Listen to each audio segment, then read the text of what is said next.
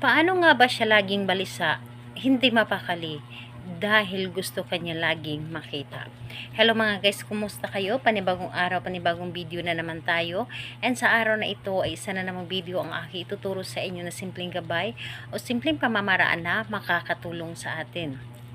At bago ang lahat, gusto ko lang mag-disclaimer sa mga taong hindi naniniwala at hindi gusto ang mga kagaya nitong video. Please skip this video and maghanap kayo ng videos na gustong gusto nyo, dahil ang video na ito ay para lamang ito sa mga taong naniniwala and gusto mag-try. Sa lahat po ng mga nagko-comment dito sa aking video, dito sa loob ng aking channel, mag-ingat sa lahat ng mga nagre-reply sa inyo na dinadala kayo sa kanilang WhatsApp in Imo app upang makaiwas po tayo sa scam.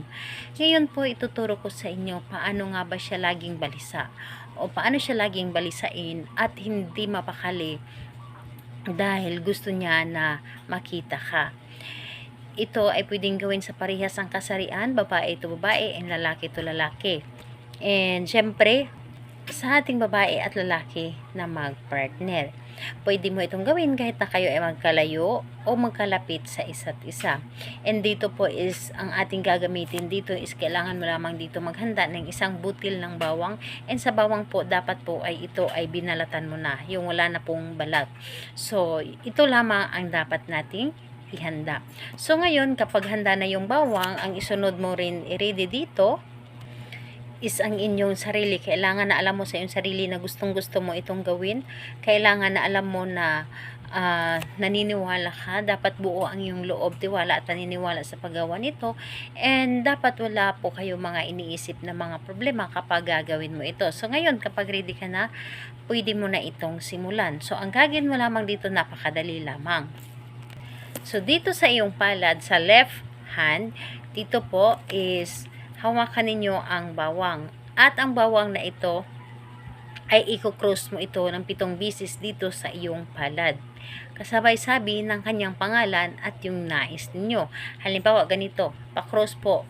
Pangalan, apelyido, mababalisa ka, at hindi ka mapakali dahil gusto mo akong laging makita. Cross muli, pangalan, apelyido, mababalisa ka, hindi ka mapakali dahil lagi mo akong gustong makita.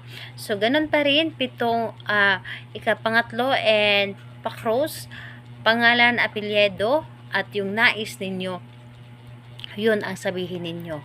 And, ayun po, dapat po ay 7 cross lamang. So, ganun ang inyong gagawin, 7 cross sa inyong palad at 7 sambit din ng kanyang pangalan at ang inyong nais. So, ayun po, pagkatapos nito, sa iyong pagkasambit, ang bawang na ito ay ilagay mo lamang ito sa ilalim ng inyong unan. Hayaan ninyo ito at asahan ninyo. Ang taong ginawa ninyo dito ay sobrang mababalisa siya. So, yun po, kailan ito pwedeng gawin? Kahit anong araw at oras, pwede mo itong gawin. Basta't alam mo sa iyong sarili na hindi ka nagdududa dito at para pang hinihila ka na gawin ito. Ayun po, salamat po sa inyo. Bye bye everyone. God bless us all.